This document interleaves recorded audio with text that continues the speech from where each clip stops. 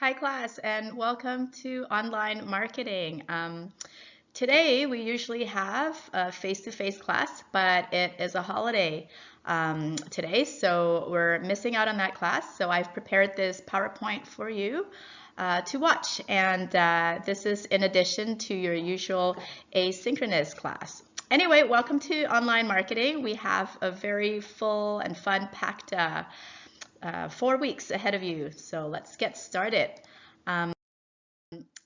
This PowerPoint goes over sort of an overview of what you're going to learn in this course. In this course, we're going to examine 3 forms of web marketing. That would be paid marketing, in other words, SEM, and there'll be organic marketing, SEO, and social media marketing. So we'll look at SMM and emails. Okay, so let's examine 3 real businesses that use online marketing. So we're going to be looking at Wendy's, Hotel Z, and a local digital agency. Okay, so by the end of this class, you should be able to have an idea of what forms of digital marketing exist for a website after its launch. You'll also be able to come up with creative ideas for marketing campaigns for a business. And you're also going to begin to see how some forms of digital marketing are better than others for certain businesses. So it really depends on the nature of the business, and the culture of your brand, and a few other factors, and those will all determine which form of marketing, digital marketing, is most suitable. All right, so let's get started with an overview of search engine marketing. So what is search engine marketing? Well, it's a digital marketing strategy that is used to increase the visibility of your website in search engine result pages. So when when your user Googles or your customer or client Googles for a product or service that your brand offers, that you want to make sure that you show up in that. Okay, so search engine marketing is used to refer to both organic search activities and also paid. But search engine marketing now, though, refers to only paid search advertising. It used to refer to both organic and paid. Now we're referring more to just paid when we refer to SEM. Okay, so SEM is also referred to as paid search or pay per click. The acronym here is PPC. Okay, so why is SEM important? Well, there's a ever-increasing number of consumers that are researching for products and services, that are shopping for products and services online. A majority of new visitors to a website usually find what they're looking for by using search engine. Okay, so we can go back and think about how you personally would look for a product or a service. How would you go about doing it? Most likely you will be typing something into a search engine like Google or Bing and looking for your product and services that way. All right, so the benefits of SEM. Okay, so from the advertiser's point of view in SEM, the advertisers only pay for impressions that result in visitors, which we like as advertisers because this is an efficient way for our company to spend marketing dollars, and you can see kind of the bang for your buck this way. And also each visitor incrementally improves the website's ranking in organic search results. Customers search with usually the intent of finding information to buy, right? So they're already in an excellent state of mind to make this purchase. In contrast with SMM, social media marketing, users are not really necessarily searching for something, okay? But usually when users are searching for product or services in the search engines, they are already almost ready to buy, actively seeking out information to buy. So what this means is that search engine marketing reaches consumers at the right time. So they reach consumers when they're open to new information, when they're actively seeking new information, when they want new information, right? So this kind of marketing is non-intrusive and it doesn't interrupt their task. In fact, it helps them along their path, right, along with their task. So SEM is at the right time. SEM search engine marketing offers advertisers the opportunity to put their ads in front of motivated customers who are already ready to buy at the precise moment that they're ready to make a purchase. Okay, so this timing is important. They're already actively seeking information to buy. They're thinking about buying. They're researching information, and now here you are. You're putting your ads in front of all the already motivated customers at the moment that they're ready to make that purchase. So how SEM works? Well, search engines use complicated algorithms to make sure to make sure of the most relevant search results, right? So including location and other available information. So in SEM, sponsored ads usually appear at the top and on the side of the search engine pages, results pages, to gain more visibility than the organic results, right? So I'm sure everybody's had experience with this. You type in something, you're looking for something, and then you see the ads, the sponsored ads at the top, and then you see others on the side. So these are more visible to you. So because it's more visible, it makes it more likely that the users will click on them. Okay. So how SEM works is the next thing we're going to look at. So step 1, we would select a network. And then step 2, we're going to set up a campaign within this SEM network. So what are SEM networks? Well, the SEM networks are self-serve operations.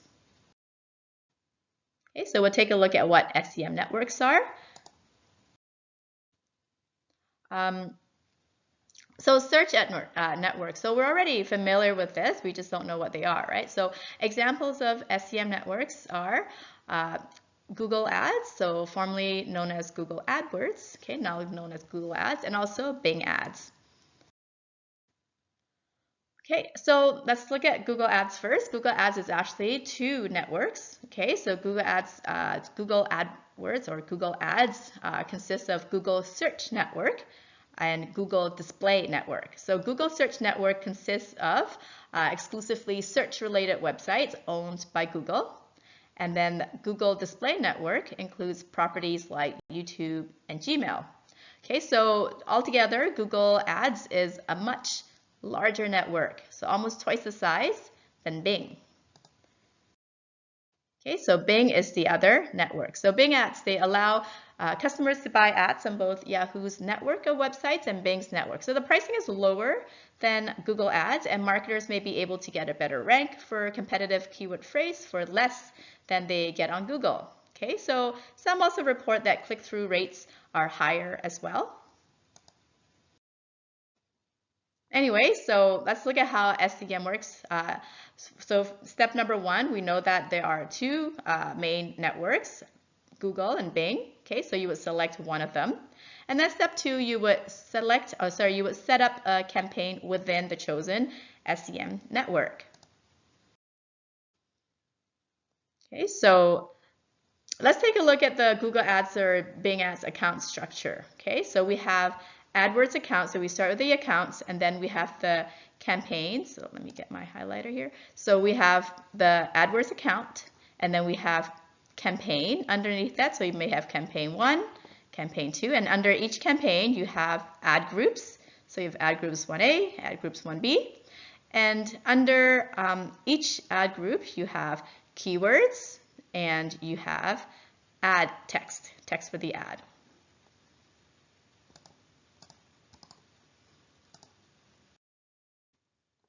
Okay, so how do you set up a campaign within an SEM network?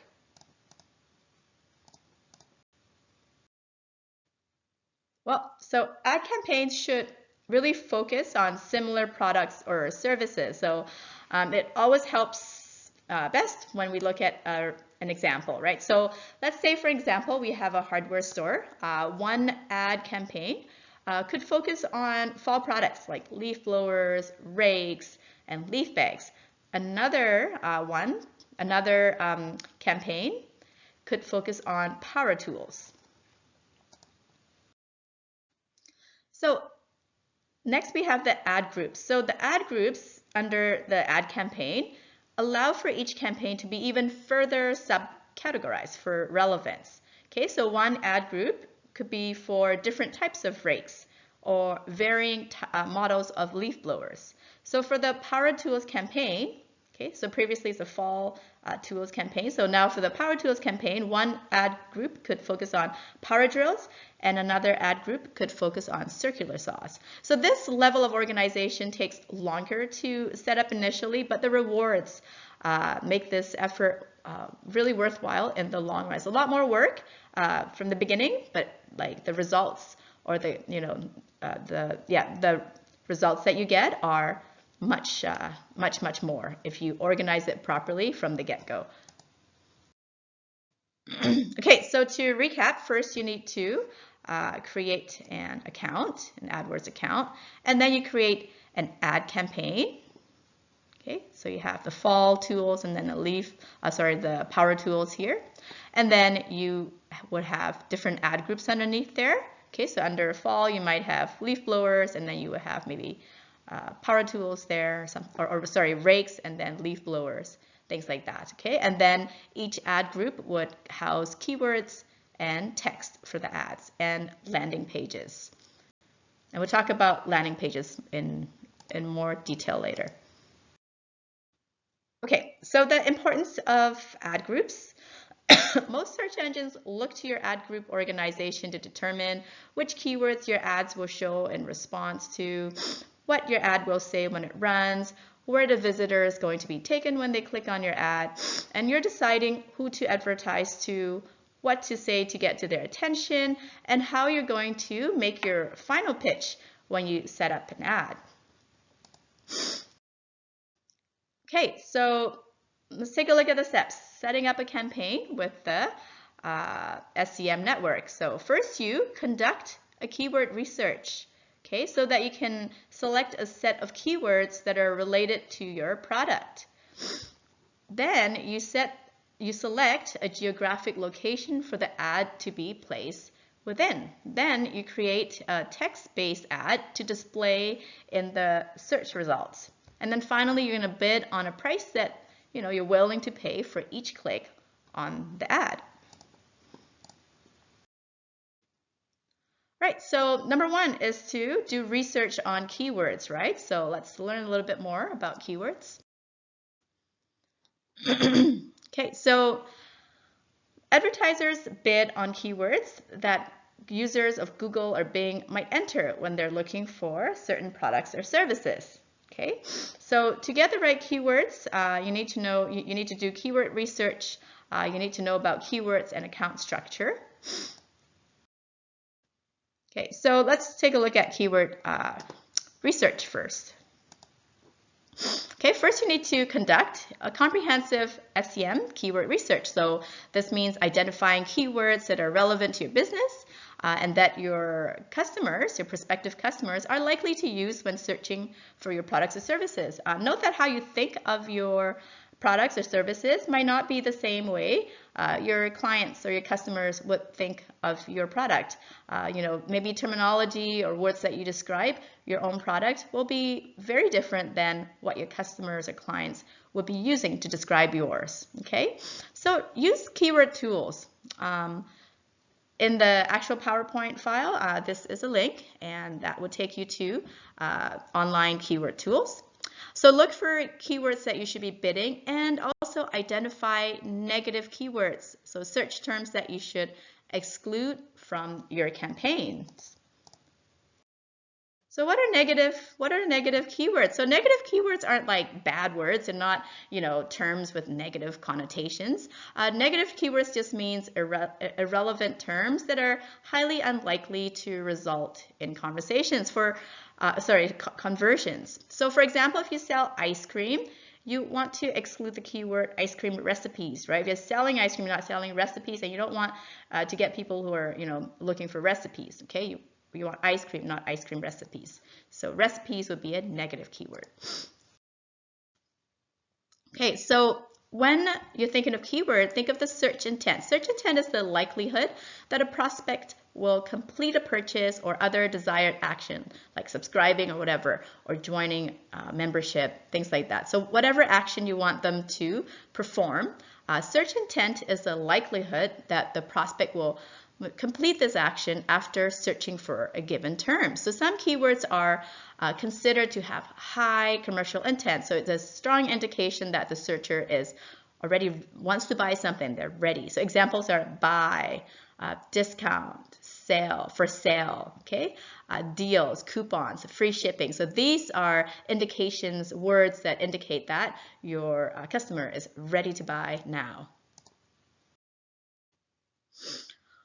Keyword research can help you think about how to best structure your account. So logical keyword grouping and account structure can help you achieve higher click-through rates, a lower cost per click, and generally just stronger overall performance. All right, so we have looked at conducting keyword search and selecting a set of keywords related to your product.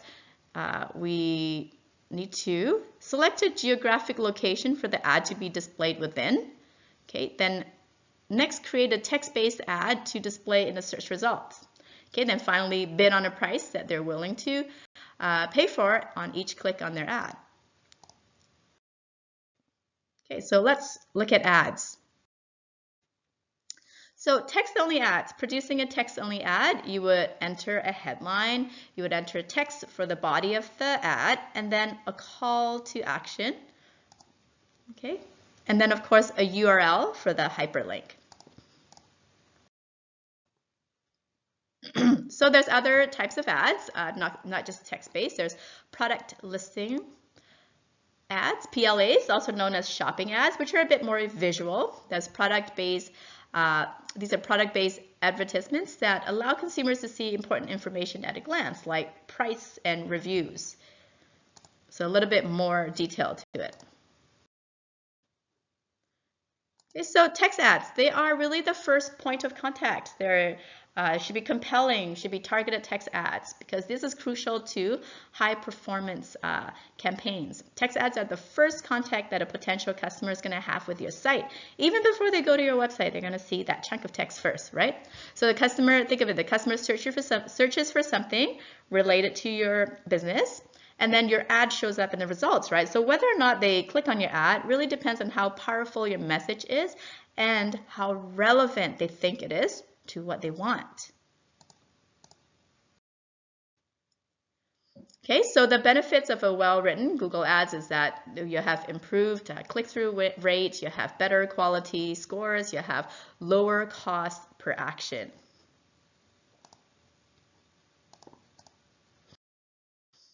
So make sure you make it relevant. When writing ad text, make sure that your ad is highly relevant to your product and service, to the searcher's intent, which could be usually inferred from the keyword and context, and to your landing page.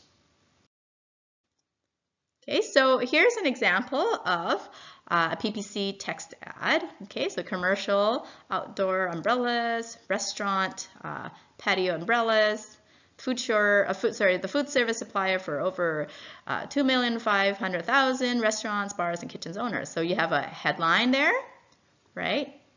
Okay, and you have a display URL, and then you have your line of description. So this is what a text ad looks like.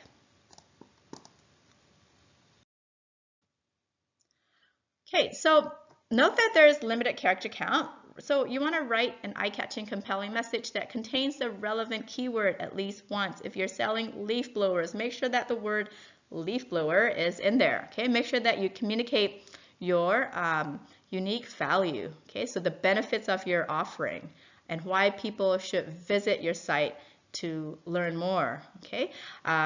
Make sure you have a compelling call to action or a command line that tells the searcher what to do and what they'll get when they click on the ad. So 50% off leaf blowers, 1-year warranty, something like that. All right, so finally, you want to, after you've gone through all these 3 steps, you want to bid on price that, that you're willing to pay for each click on the ad. Okay, so the bidding, the ad auction. How does that work? The ad auction process takes place every single time someone enters a search query into Google. So to be entered into the ad auction, the advertisers identify keywords that they want to bid on and then state how much they're willing to spend on per click to have their ads appear alongside results relating to these keywords. So if Google determines that the keywords you have bid on are contained within a user's search query, then your ads are entered into the ad auction. Okay, so how do ads win this ad auction? And not every single ad will appear on every search. The ad auction takes a variety of factors into account when determining the placement of ads on the search engine's results page. So not every keyword has sufficient commercial intent to justify displaying ads next to results, right? So the two main factors that Google evaluates as part of the ad auction processes are your maximum bid and then the quality score of your ads. Okay, so the maximum bid is basically the amount that you have specified you're willing to pay for a click. And then the quality score is a metric based on the overall quality of your ad. Google calculates these metrics during the ad auction to then determine the placement of these ads. Okay, the result of this calculation is known as the ad rank. All right, so that was the last slide of our search engine marketing. Next, we're going to take a look at search engine optimization. I know that this is a long PowerPoint, so if you want to put the video on pause, go grab a cup of coffee, go ahead, and then come back and enjoy the rest of this PowerPoint. We're about 1/3 of the way through right now, so we just have quite a bit more to go through. All right, so in this section, we're going to look at what is SEO. Well, SEO stands for Search Engine Optimization. It refers to the process of improving your sites to increase your site's visibility when people are searching for products and services related to your site, to your business in search engines. So the better visibility your pages has in search results, of course, the more likely you're going to get attention and attract more customers. So how does SEO work then? Well, search engines use bots to crawl pages on the web, right? They go from site to site, collecting information about the pages and then putting them in an index. So think of this index like a giant library where a librarian can pull up a book or a web page to help you find, you as in the customer, find exactly what you're looking for at the time. Okay, so we're all aware of algorithms. We may not know exactly how they work, but basically we know that algorithms are what analyze pages in the index. They take into account hundreds of ranking factors or signals to determine the order, how the order pages should appear in the search results for any given query, right? So using the library analogy again, think of a librarian who has read every single book in a library. It can tell you exactly which one will have the answers to your questions. So that's what a query is. Okay, so note that this is search engine optimization is organic, not paid. Unlike paid search ads, you cannot pay search engines to get higher organic search rankings. This happens organically. It can't be paid.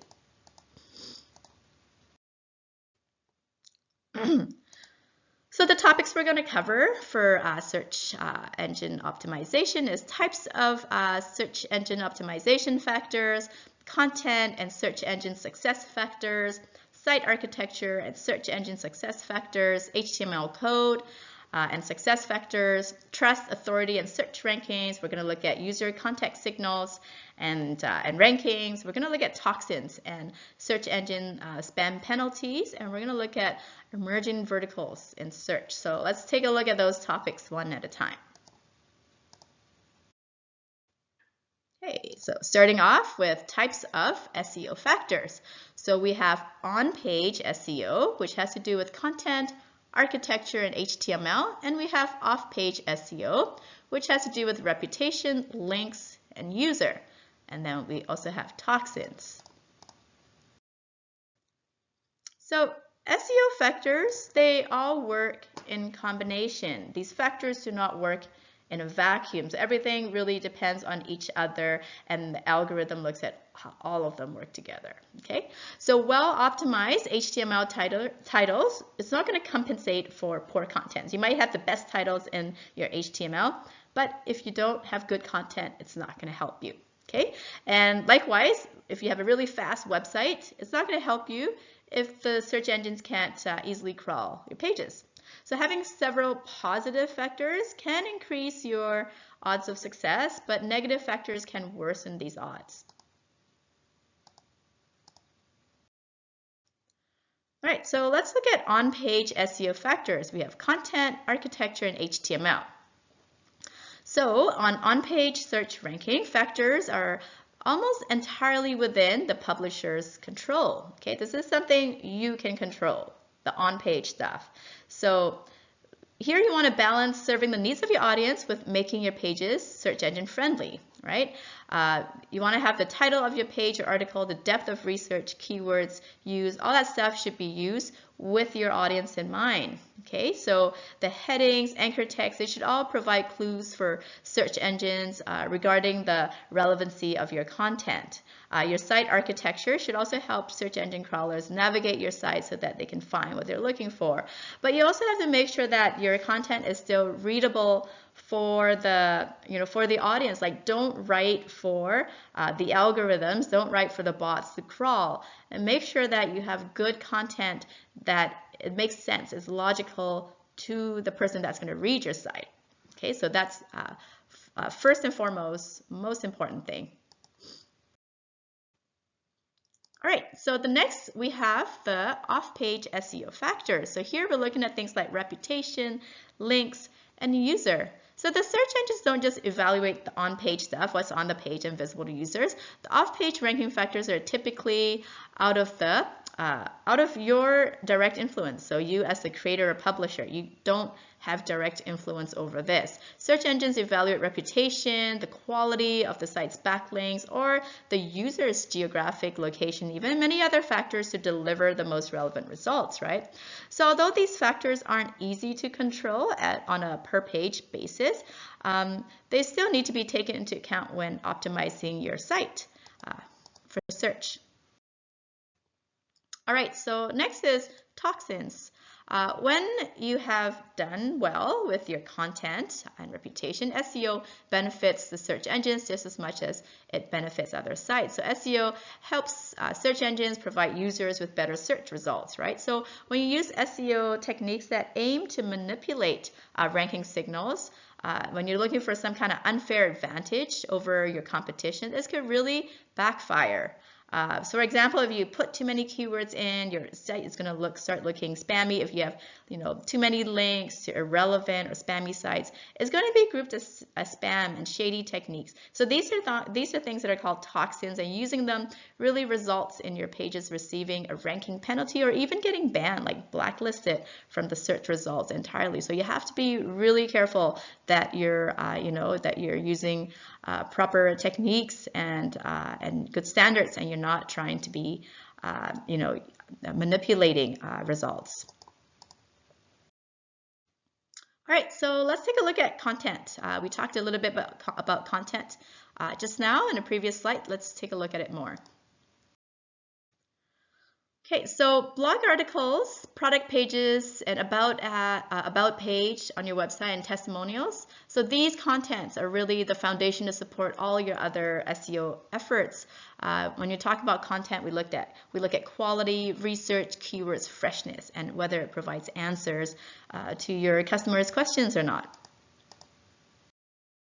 Okay, so quality has to do with your content being informational. So informational content should be accurate, it should be comprehensive, it should be original and professionally presented. So the quality of your content really matters. Artistic content should be original, unique, and convey a high degree of skill. News content should be in-depth, well-cited, accurate, and contain original reporting. All this is taken into account by the algorithm. Next, research. Researching keywords, as we have previously talked about, helps you develop content that answers what people are looking for. Understand the language that your customers make. Makes you understand that the language that your customers use makes you more relatable when you talk the way they talk. Okay, so provide insights on the nature of your audience's pain points and needs. Think about what their interests are and the amount of interests that are out there, the level of competition for those queries, and the format in which they prefer their information. And then after you have researched the keywords your audience is using, make sure you use the keywords within the body of your content, your subheads, and your titles. But remember, not at the expense of readability or other compromises that prioritize search engines over readers. So as I said and a couple slides ago, make sure you're writing for your audience, not for the search engines. Okay, so use your keywords naturally. Don't speak in terms of what the searcher is going to type into the search box, but speak in terms of what the searcher wants to read. You're writing for the users first. Okay, search engines will understand this. They're better at understanding. They're getting better all the time, and they're getting better at understanding natural language. Next, we look at freshness. So search engines love timely, up-to-date, fresh information. But this does not mean like making minor updates to your pages, like cheating and changing a comma, or this or that, or updating your publish date. That's also cheating, or continuously churning out new low-quality pages just to get a freshness boost, like just going for quality over quantity over quality. No, that's not going to help you at all. What freshness means actually is updating aging content and retire obsolete and expired pages. This will make your site more useful to the viewers. Always have your viewers, your audience in mind first, okay? And this also indicates to search engines that your content is well maintained. Next, answers. Make sure that you answer users' questions on your pages because you're creating content that's specifically designed to meet your audience's needs. Search engines are increasingly trying to show direct answers in the search results, right? If you answer questions well enough, your page may be displayed as a featured snippet or be returned as a voice search result on Google Assistant. So what are snippets? More than half of Google searches end without a click to other content. So search engines want to satisfy users by resolving their searches on the results page, right? So optimizing your content for featured snippets and direct answers may yield more visibility than just a standard organic search result. So this also increases the chances that it gets returned as a voice search result as well. All right, so next we look at depth. Depth is about the content on your site. The depth of that content should be deep enough to answer the user's question in a substantial, complete, or comprehensive manner. It should answer the question in depth, right? So insightful analysis or interesting information beyond the obvious, okay? Original information, something that's informative, something that's researched and factual. So ensure that your content provides substantial value when compared to other pages in search results. So this is a type of content that Google wants to rank at the top of the result page. Note that, text is not always the best medium for some content. Okay, don't forget multimedia. Other formats can provide added exposure to search results like images, video, audio. They also come up as results. Optimize your multimedia in the pages that you embed them in. Use Content Delivery Network, CDN, to serve your multimedia and take some of the load off your servers.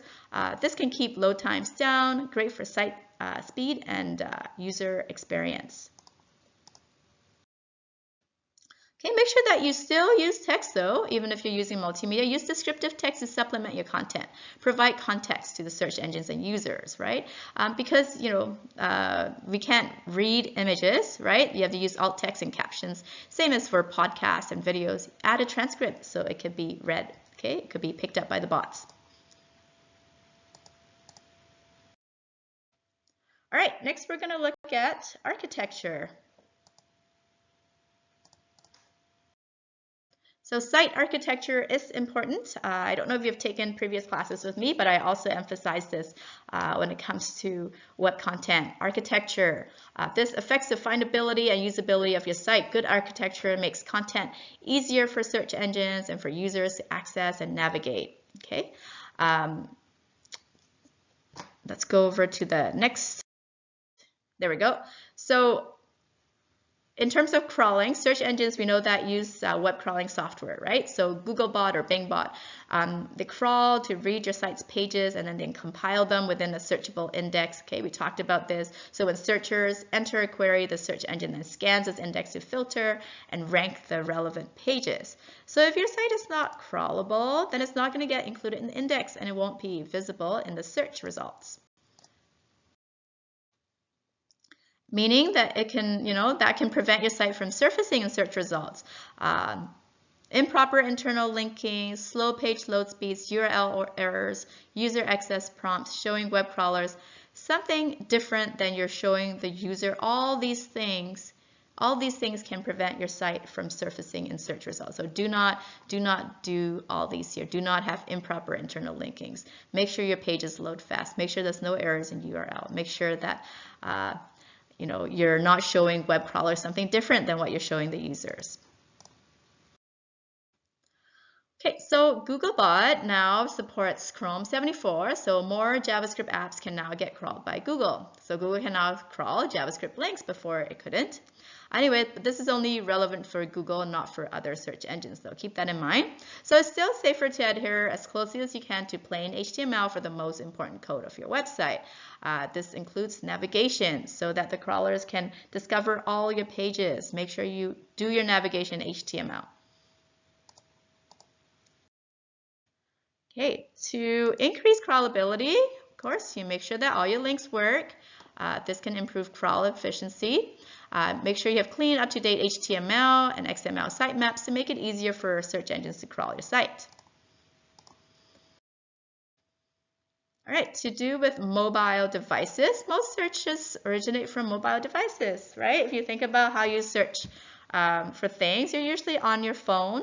Sometimes we're on our laptop or desktop at home, but usually we're on our phone, waiting for that bus or waiting for something or doing something. We're always on our phone searching for something, right? So search engines used to, we all know that before phones were laptops and computers. So originally, search engines were designed for that, but now they have adjusted the way they index to respond to this increase use of phones to search for things. So in 2018, Google began implementing mobile-first indexing. It uses a mobile version of a web site first as a primary search index. All right, so avoid common mistakes, which are faulty redirects, slow loading speeds, inappropriate font sizes, and touch elements being too close together, which makes it hard for users to access what they came here for. Okay, so another problem is duplicate content. So duplicate content is everywhere. So make sure you only have one version of a page to be available to search engines. Duplicate content actually makes it more difficult for search engines to figure out which page it should return. It can lead people to link to different versions of the same page. It really dilutes the value of those pages, okay, and also dilutes the measure of trust and authority. It paints an inaccurate picture of how valuable and relevant a page actually is. If there's two of the same, maybe half of your audience goes to each one. So it really makes Google or other search engines think that it's less valuable than it really is. So when a search algorithms encounter duplicate content, so for example, if Googlebots find multiple pages of the same site that seems to be the same, it chooses a page that is the most complete and useful and marks it as canonical. So the canonical page will be crawled most regularly. Duplicates are less frequently crawled to reduce Google's crawling load on your site. So Google chooses the canonical page based on the factors of whether it's HTTP or HTTPS, whether it's secure or not, the page quality, the presence of the URL in the sitemap, and also you can add this relationship equals canonical labeling. So add a link tag in the code for all duplicate pages. So the best is really just not to have duplicate pages. Anyway, so let's look at speed next. So speed In regards to speed, your site should of course load quickly, whether visitors are viewing it on mobile or desktop. And since speed is a Google ranking factor, faster sites will have an SEO advantage. So like many other SEO factors, speed is intertwined with the user experience. So maintaining a fast site prevents visitors from bouncing, and this improves your engagement and conversion rates. Okay, so HTTPS, I mentioned that a little while ago.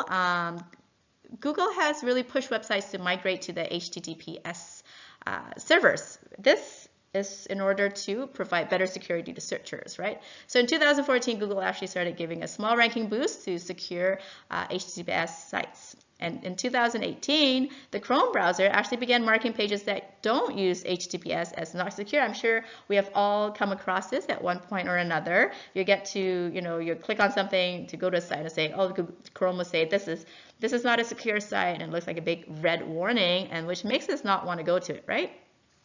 So just remember that Google will typically index HTTPS first over, not just the HTTP.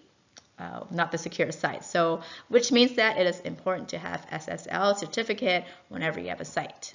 Can't stress that enough. All right, so URLs. To do with URLs, this is not a major ranking factor, but it's a good practice to use descriptive words in page URLs, right? URLs appear in search result pages, so having an easy to understand URL gives searchers a better idea too of what your page is about. So when you are writing a URL, make sure you include keywords within the URL, use hyphens to separate words, name your pages using words that describe your content, and make use of directories. Okay, so in other words, folders, file folders. To organize your pages, directories can describe your content as well as your site structure. So do not stuff keywords numerous times in your URL. Having a domain match for a given query does not guarantee showing up at the top of search results. Using incomprehensible strings of characters and numbers in URL, don't do that either. Make sure that it makes sense, but you don't have to stuff keywords in them.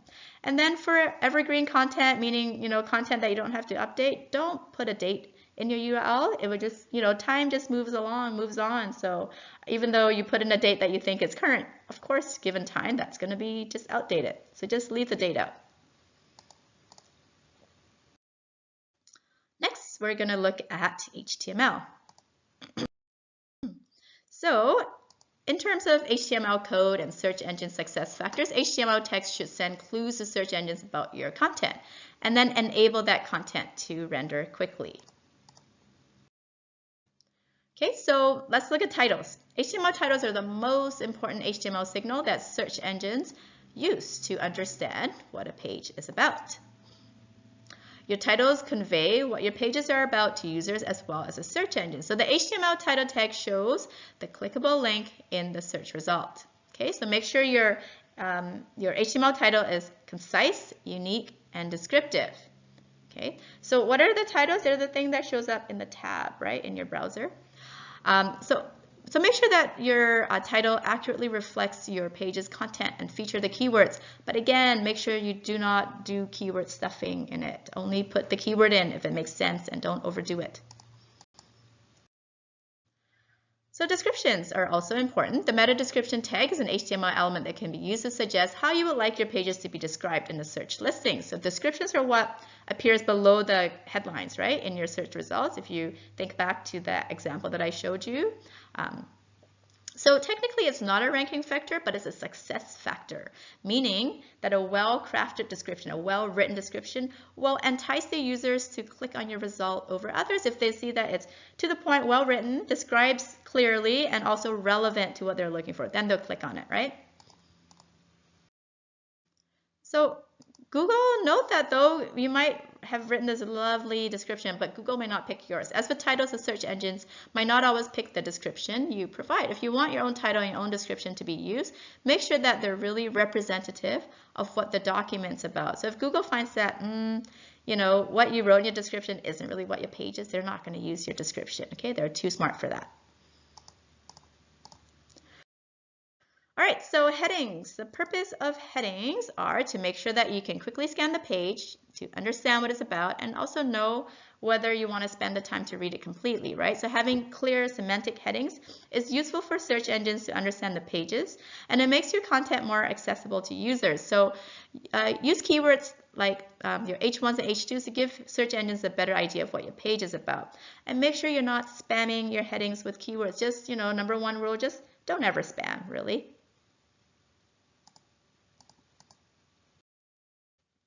All right, alt tags. So HTML describes what an image is and what's on the page for. So alt text helps with the image search because the bots can't see the image, right? They can't read the image, but they can read the text that is next to it. So alt text helps screen reading tools as well to describe images to visually impaired readers and also allows search engines to better crawl and rank your site. All right, next, this brings us to trust, authority, and search rankings. Authority means being a widely recognized leader in your field. So Google primarily assesses authority on a per-page basis. However, site-wide signals may also be used to supplement individual pages. So the types of links that your pages receive, so in particular from reputable websites and other sites within your niche, right? The community that's relevant to yours. So the words used within and surrounding those backlinks and how long your site has been operating, and even might look at reviews about your site or your product services. All right, it also looks at engagement. So high quality web pages should elicit meaningful interactions with users. So this is quantified through engagement metrics like the time spent on your page by users, the bounce rate of users, the average session duration. Okay, these all indicate how engaged your visitors are. So search engines are reluctant to divulge engagement metrics, how they're used in their algorithms, of course, but we know that these do matter. So quality content and user experience are a big part of SEO. So what we want to do is encourage more engagement by using user intent in mind. Okay, so what are the success factors in keeping your users interested and engaged? Okay, so user-generated content is important, and also improving your internal linking. That's all important as well. Next is reputation. Reputation really carries a lot of weight in the minds of search engines. Reputation is established over time by providing reliable and steady information, and they're cited by others as experts in their fields and well spoken of by their colleagues or customers. In other words, reputation has to be earned. There's nothing you can do to buy it, and there's no quick formula to get it. It's it's earned by providing good, useful, relevant, accurate information over time, becoming the go-to person, right, in your community. Next, we're going to look at link building and ranking in search engines. All right, so links were the first major off-page ranking factors used by search engines. Okay, Google was the first search engine to rely heavily on link analysis as a way to improve relevancy. So note that links are not created equal. Just because you're linked to from many sites, quantity does not mean as much as quality. Okay, so for example, a link from a news publication with strong journalistic reputation is going to be much more valuable than a link in a comment section of a blog that has nothing to do with your industry, right? So links from trusted quality websites and sites that are relevant and reputable in your industry carry more weight, okay? Sites that have long used the nofollow link attribute first on comments and then to flag sponsor ads or advertising related ads. So keep those links from being counted for rankings. So nofollow all bound links in the content. It's to avoid the appearance of being involved in link schemes. So when you do the nofollow link attribute, this prevents you from being penalized if you're linked to from spammy sites. Okay, so any nofollow backlinks to your site will not pass credit through, right? So if you're afraid of being linked from spammy sites, you want to do this. All right, next we look at anchors.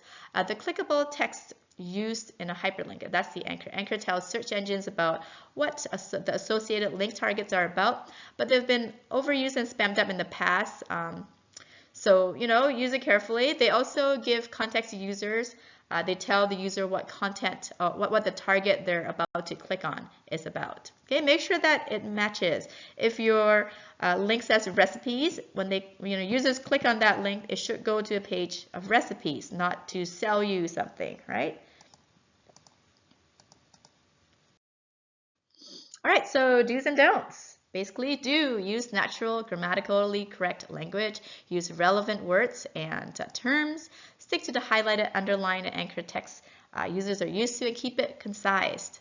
Okay? Don't spam keywords in anchor text. Don't use keywords unnaturally within anchor text, just to appeal to the search engine bots. Okay, and don't use generic anchor text like click here, and don't use misleading anchor text. Okay, to trick people into clicking on it.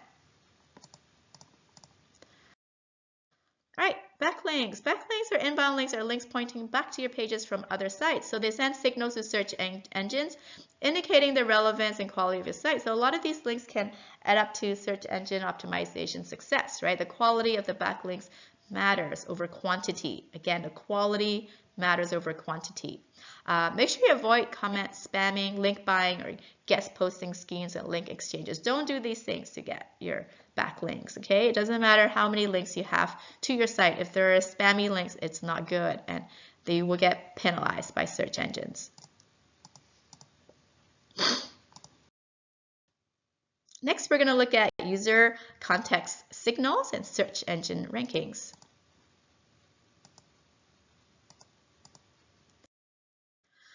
Okay, so search results for a given query can really vary from a user to user. It's not the same for everybody. It's not that everyone sees completely different results, but everyone sees many of the same generic listings. But there's also going to be some listings that appear because of where someone lives or who they are or how they surf the web. Search engines also try to match the results they provide with the intent of driving the user's query. Okay, so users see results relevant to the country they're in, of course. So they take into account the geography, language, and culture of a region into your account to make sure that the content speaks to the users in the areas that they live in. If your site isn't deemed relevant to a particular country, less chance of showing up there, right? When country personalization appears. So if you feel like you should be relevant, then you probably have to work on your international SEO. Use the appropriate country code, apply href, lang attribute in your HTML to indicate your site's language. Things like that can be done. So I mentioned the href lang. So that's if you have content in multiple languages. Use different URLs for alternate language versions of your pages. You can also use a relationship alternate href lang tag to inform Google about the language and region variants. So when you do that, it will help search engines understand the relationship between your pages so they can more accurately crawl and index them. Okay, so locality is the next thing I wanted to talk about. So searching for XYZ near me or even just local news, search engines provide results tailored to the city or town that you're currently in, right? So if you want to appear in city-specific results, you need to make your site relevant to the areas you service. So make sure you add your business address to your site.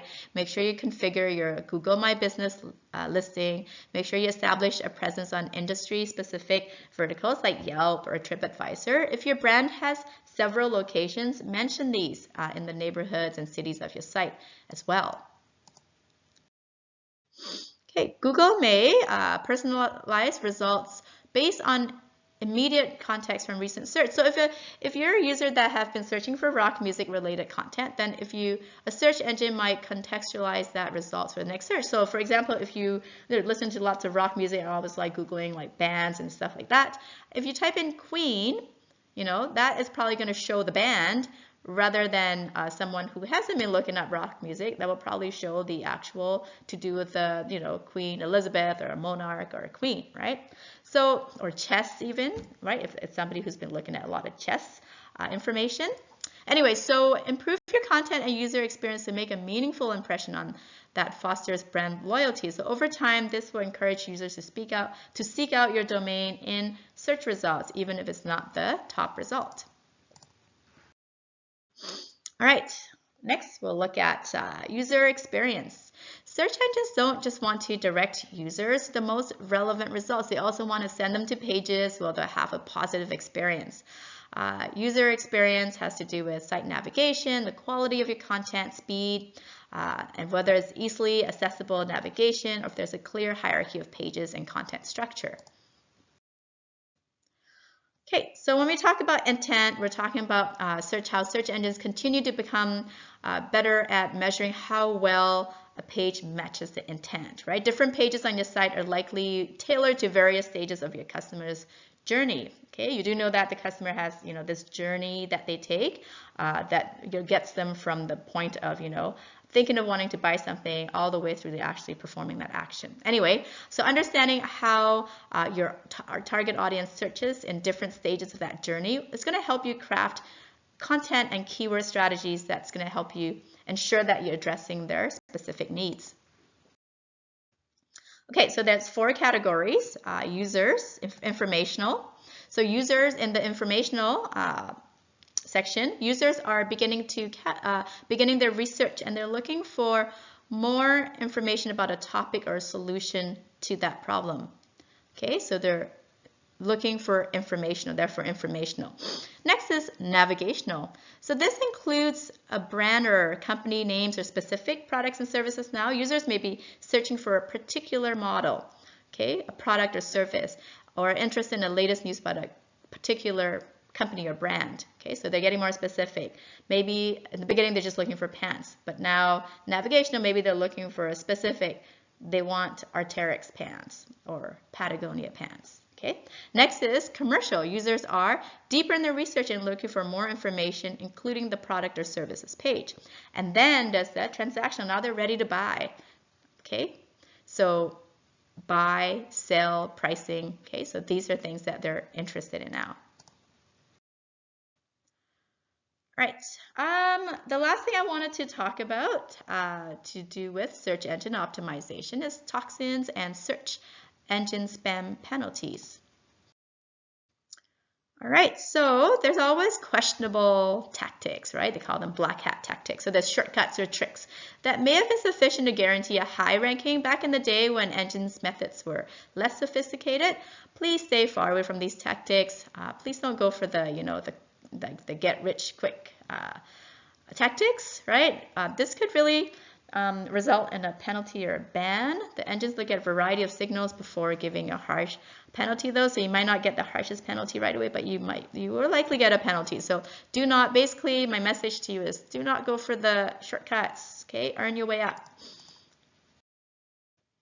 Cloaking.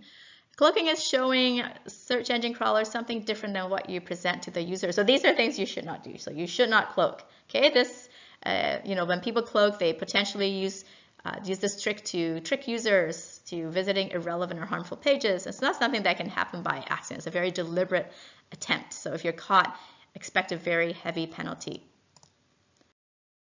Next is stuffing. Okay, so it's not true that the more times a keyword shows up on a page, the more relevant the search engines will consider the page. They're not dumb. They're very smart. So do not do keyword stuffing. This is the oldest spam tricks. Okay. Or tactics. It can get you penalized. Don't repeat words over and over again. Like in footers and headings, like everywhere. Just more and more and more. More is not better. Okay? Use them wisely. So I always say focus on addressing the user's intent. Make it useful for the user. Make it readable. Make it good. Make it quality. Okay? Provide value to your audience. Next is piracy, ripping off someone else's intellectual property, like an article, a song, images, photos, video, whatever it is, and passing off as your own is illegal. It's also bad for SEO. Users want the original source. Okay, search engines want to provide the original source for them. Do not use somebody else's image or content because it, is popular. Okay, this infringes on copyright law. So do not plagiarize. Do not plagiarize. Do not plagiarize. And there's always schemes, okay? Schemes like seeking backlinks a certain way, like paying for them. So, although backlinks is, an essential aspect of SEO. We talked about link building. Paying for these links violates Google and Bing's guidelines. You will be penalized. They will catch you. You can pay to have, backlink placed on another site's website, but these will not pass a link equity. Okay, the search engines will see through it. Paid links should be indicated with either relationship no follow or relationship sponsored. You can do sponsored. Okay, you have to be transparent about it, about things. Large-scale guest posting services with keyword-laden link exchanges, blog spamming, all these things, no good, do not do. All right, hiding. Some try to hide obscure keyword stuffing by hiding the text. Maybe they try to use the font color to match the background or position off screen or make the font size 0. They're hiding their keyword stuffing. That's ridiculous. Don't do it. Links also maybe found a way to make them invisible. Trying to make it obscure, somehow pass the, somehow go unnoticed, things like that. No, the algorithms are too smart, so please don't do that. Intrusive. So another problem which is, which exists, I think this is the biggest problem actually right now, is the intrusiveness of, I think everybody's experienced this, right? So whether an obstacle is, intrusive means whether, it makes visitors jump through hoops to find what they're looking for. Sometimes you're like, oh yeah, I really want that recipe. And then you go to that site and then all these pop-ups and you're like, where is that recipe? And it keeps, making your experience so horrible. It can hurt, don't do this. This hurts your user's experience and also your organic visibility. Sometimes it's done some people do it to artificially increase the user's time on your site because they're trying to close all these things or scroll to the right place. They spend more time on that page and they're trying to pretend like that page is good because the users are spending time on it, but that's not true. Anyway, so don't do that. Don't waste your users' time for the sake of fulfilling this urban legend, okay? It will get you nowhere good. All right. So let's look at emerging things in search, emerging trends in search. Voice, image, and local and video search offerings provide users with options for locating information in the manner that appears. So, so things like using voice and using image and things like that, they don't require a completely set of SEO skills. Many of the core techniques that you've been learning over the last hour, they're still applicable across all these different ways. However, there are unique characteristics and nuances that you need to consider. For example, voice. Digital assistants like Google Assistant, Siri, Alexa, they've all made their way into mobile devices, cars, wearables, and smart home devices, right? So voice queries are longer. They're in the form of a question as opposed to a more condensed set of keywords, right? That may not be grammatically coherent, right? So when we type in a search word, we're not like typing this flowy natural language. Sometimes we're just like yoga pants on sale, but you wouldn't normally talk like that. But when you're doing a voice search, you may talk like that. So look at different questions that people are asking you in different media channels and turn that into content on your website. So create FAQs, always great for search engine optimization. Create content pages that reflect the common questions that people ask. So answer their questions. SEO should be focusing a little bit more on image search, with an image box appearing above organic listings and image search previews that direct users to the page hosting the image. Image optimization should really be a regular component of your SEO regimen. So to get your file size as low as possible without sacrificing the quality, this is going to help your load times under control, right? So consider implementing lazy loading so users don't have to wait for all your images to load. Next video, YouTube is actually very significant as a search engine. So average watch time is a crucial ranking factor, especially if you want your content to show as a suggested video. So to help your viewers find your videos, make sure that you insert the keywords that you've researched in your title, description, and tag. So don't rely on YouTube's automated closed captions. Add your own transcripts to help provide YouTube with more information about your content. Ensure that your transcripts are accurate for your viewers, okay? You being in control of it. So create an original thumbnail image that resonates with your audience, that would convince them to click and raise your view count. Okay, finally, just a little bit on this right now. This is the last section of our PowerPoint. We're almost there, okay, almost at the end. Social media marketing, also called digital marketing, also called e-marketing. Okay, so what is social media marketing? This is the use of social media and social networks to market your company's products and services as a way to engage with existing customers, also reach new ones, allows brands to promote your desired culture, mission, tone, helps you build your online persona, right? So purpose-built data and analytics tools help marketers to track the success of their efforts, also allow users to provide detailed geographical, demographic, and personal information. So this enables marketers to tailor the messages to, so that they can resonate with the users. All right, so when it comes to social media marketing, there's 5 key pillars. There's the strategy,